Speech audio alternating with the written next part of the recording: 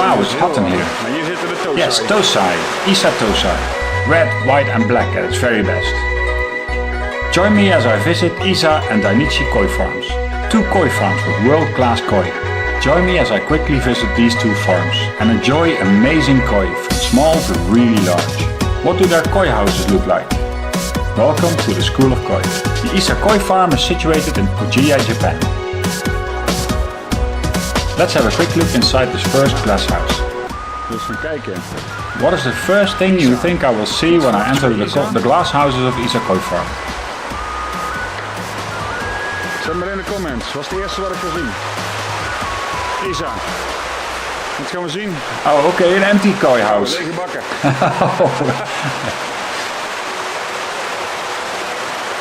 Hier is het mooi, helemaal niks.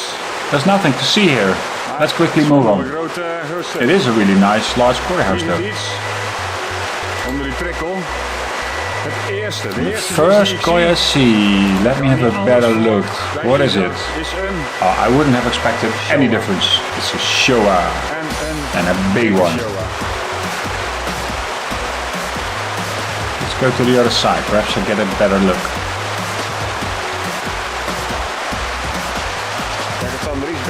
Right. Very nice. Very cool. I don't know why this koi is sitting here by itself, but let's have a look at other koi houses. There's a lot of really good koi in this farm. Er zijn nog meer. Er zijn er meer hier, eens gaan kijken. Isa koi farm was founded already in 1970. And it's a really big farm. Het is best een grote farm. Also here, salt and food. Ook hier. There's everywhere there's salt. Overal. It's quite a big farm, Isa koi farm. And they look nice and modern. Hele mooie bakken moet ik zeggen aan deze kant. And already the first koi I see there also. Wow. Kohaku and Showa. Especially the Showa from Isa are world famous. Showa are black with white and red patterns. People tend to think that Showa are actually white with black and red patterns, but that's incorrect. The black comes up later in life. Usually with Showa you can see it underneath. It's not that the Showa then is grayish. Grey spots usually turn into black later in life. Showa that really have a lot of white tend to stay white also, and we call that Kindai Showa.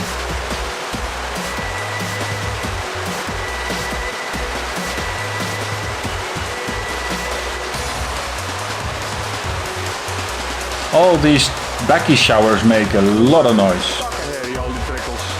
And not just the backy showers, also all the returns after the filtration are above water level. This is to get as much air in the water as possible. The more oxygen in the water, the more koi will thrive.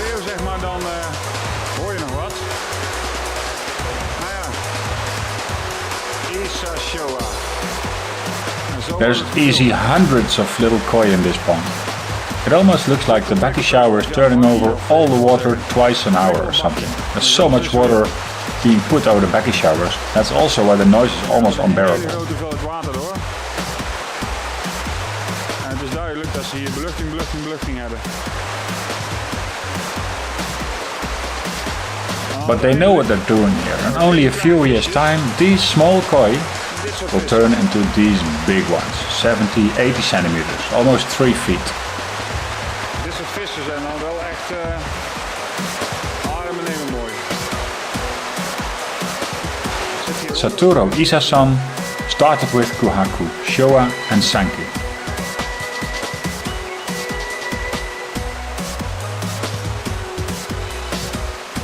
His son, called Mitsunori Isa-san, took over some years ago and focused more on breeding Showa and Kohaku. Kohaku are white koi with only red patterns, but he focused on the highest quality. Especially the Sumi, the black, is really pitch black on Isa Showa. Not at first, it takes some years before all the black comes through, but when it does, wow.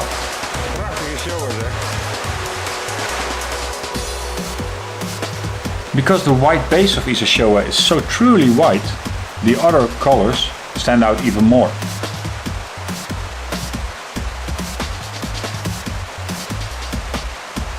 So if you're looking to buy a Showa, especially an Isa Showa, look for the whiter specimen, where the black comes up later and the red is already really dense and thick on top. Then you'll have the biggest chance to have a really nice specimen for the future.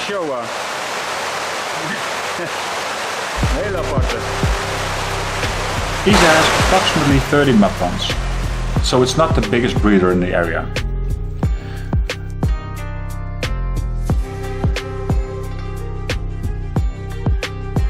These Showa that I've shown here really need a large pond to grow up well in summer. Many Isa Showa can reach over 80 centimeters, which is 31 inches.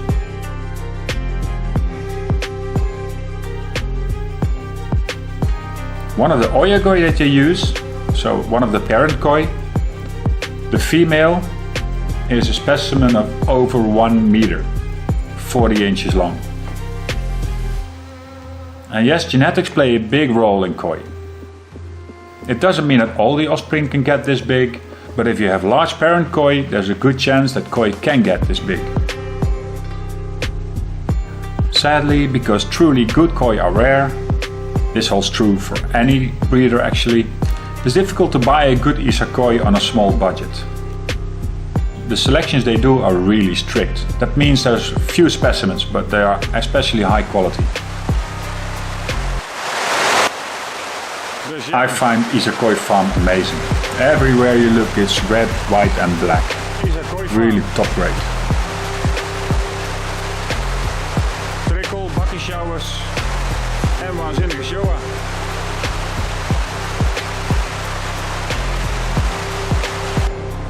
I then walked into another koi house with only few koi. My travel companions walked straight through to the back of the koi house, because Nisai were harvested only a week before that. Nog heel weinig vis.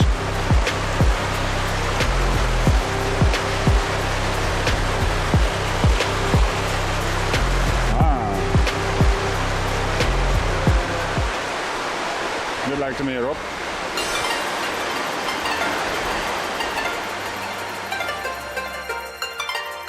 Many koi dealers visit Isa regularly. You're never quite sure what you're going to get. Every now and then you can find an affordable good one.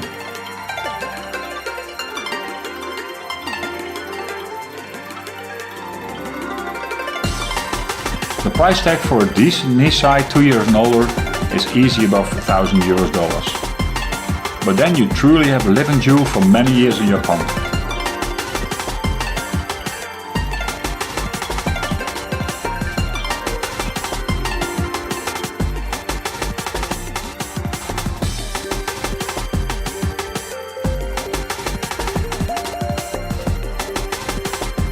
Looking at these few koi, which one will be your eye catcher in your pond? I had a difficult time choosing. Not that I could afford one, but if I could, even then it would be difficult to find the right one. There's so many in Isa Koi Farm.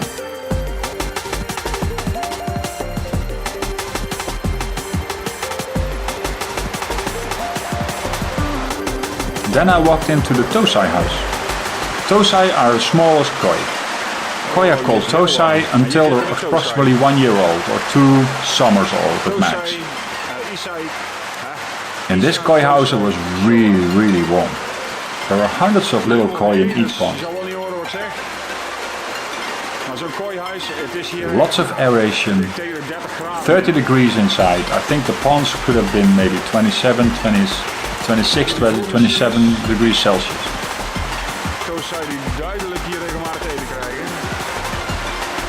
And they were really hungry. I could tell straight away that they were fed a lot.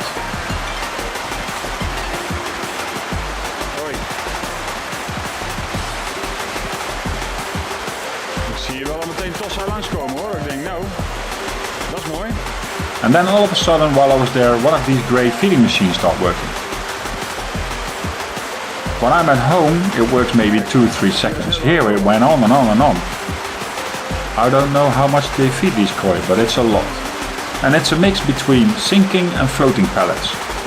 which makes sense, because if you have half floating and half sinking pellets, there's less envy, so less stress on the fish. They all want to eat as much as they can. But if they all have something to grab, then they experience little stress, they can eat more and they will grow faster.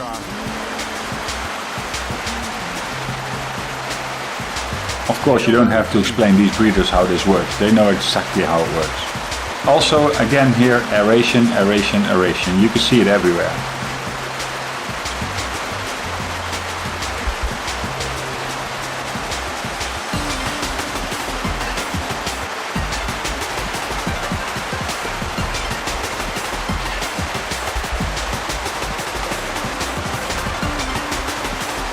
Let's have another look and count how many seconds food is actually thrown in here in this pond. It just keeps going.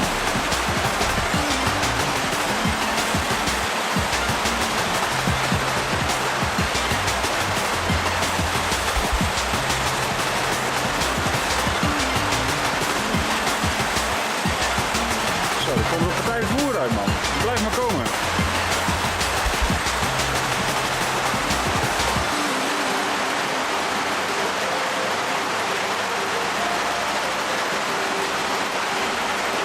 Oh, I want to choose from this. Perhaps these I can afford. I will definitely talk to my koi dealer.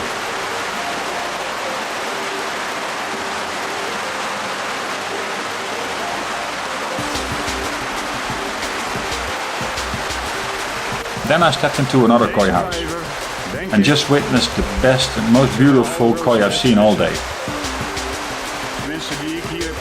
I think these are the best and biggest koi I've seen thus far. It's difficult to see through the movement of the water and all the foam on top of it, but the colors on these really stood out.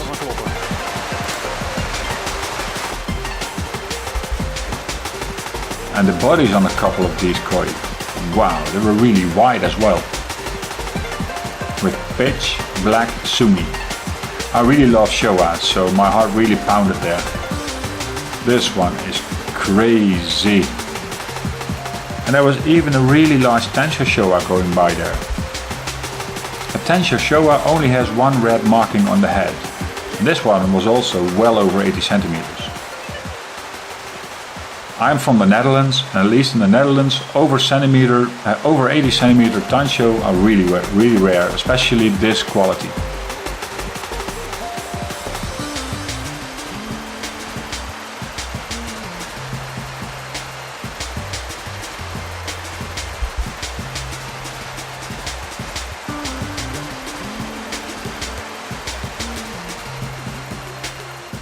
We then moved on for a quick visit at Dainichi Koi Farm. Sadly, I didn't have much time, because we had another appointment at another farm. But was I amazed when I walked in here. They told me the further we would walk to the back, the bigger and the better the koi would get. When we walked into Dainichi, I was stunned. Already the first pond showed koi that were amazing. And then they told me, the further you go to the back, the bigger and the better the koi get. I almost couldn't believe it until I saw it with my own eyes. Also these Showa and Tensho and Kohaku. Of course also here Baki showers, a lot of aeration, because these breeders work in the same way. The more aeration for the fish, the better they thrive. Dainichi Koi Farm started already in the 50s by Minoru Mano-san. Dainichi Koi Farm is also located in Ajiya. They breed mainly Kohaku, Sanki and Showa.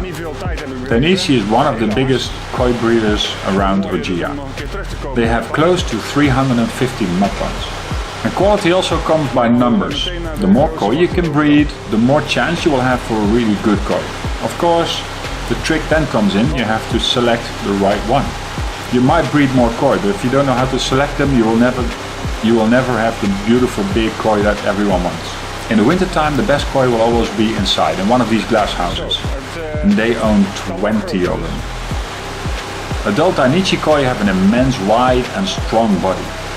The power on these bodies is amazing to watch. They don't start off like that. They might, in younger years, they might even look too slim.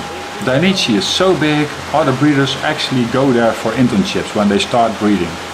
Obviously, Dainichi has been very successful in many koi shows, with the biggest prizes, including many grand champions.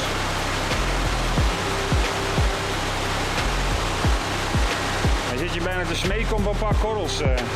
Ja. Look at this kohaku, look at the build, look at the body, the width of this body on this kohaku. It looks like a submarine or a small whale or something. I stood there watching these koi for half an hour and I was just amazed by the quality of every koi that came by. Every koi that swam by was, well, I'd say at least half of the koi that swam by would win a lot of big shows in the rest of the world outside of Japan. They would get grand champion easy on a lot of shows. If you ever get the chance to visit Japan, this is something you don't want to miss. For me, it was truly once in a lifetime to have been able to witness this, to witness such beautiful koi, living jewels. I can only gaze at them and admire them, and also admire the craftsmanship to create these beautiful creatures. This knowledge has been passed on from generation to generation and refined and tested and tested. I started thinking about the hours that were needed to get all this knowledge. It's amazing. It's a pity that the water was changed over this much because you can't really see the quality well. I could definitely see it when I was there, and hopefully I'll get around to Dainichi one more time to make better footage of these really awesome koi. I really enjoyed this and I couldn't wait to visit another breeder. But sadly this was already all the time that I could get at Dainichi Koi Farm. The next day we would visit Sekiguchi Koi Farm, another Showa specialist. I already look forward to learning more. Do you want to learn more about koi? Just click on this video and join me on my adventure through Japan. It's a pity I have to go already, I don't have enough time. But I really hope you enjoyed this video. See you next time at the School of Koi. Fantastische vissen, ik heb veel te weinig tijd. Ik hoop dat jullie het toch een leuk filmpje vonden. Tot de volgende keer bij de School of Koi.